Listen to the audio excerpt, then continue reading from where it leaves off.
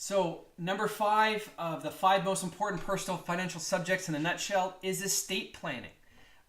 One of the big things I always ask people is, if you've got hit by a bus today, would you and your shareholders be okay? And remember, your shareholders is your family and your loved ones. So if you got hit by a bus right now, would you be okay?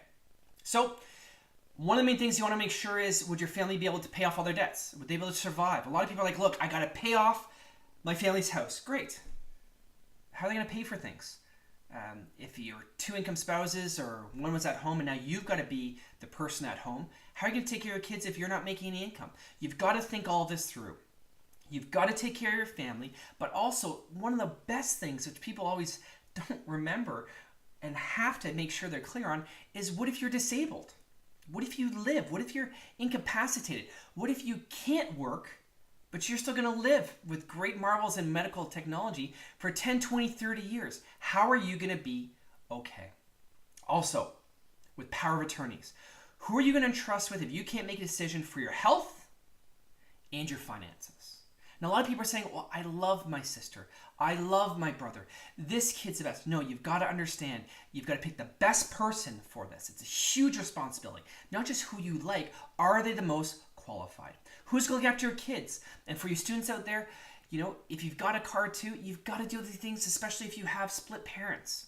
Now, you can get a free will online or power of attorneys, but folks, you get what you pay for. If it's free, it's normally what it's worth. You've got to think everything through.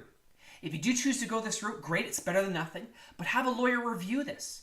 One of the main things too is, you always want to make sure something is clear, efficient, and understood. But if you don't know what you're doing, always get professional advice. So let's use the example of insurance. There's always many good options for insurance, but some people always say, I have an insurance guy. Okay, but some actual policies are meant for, they pay in the future.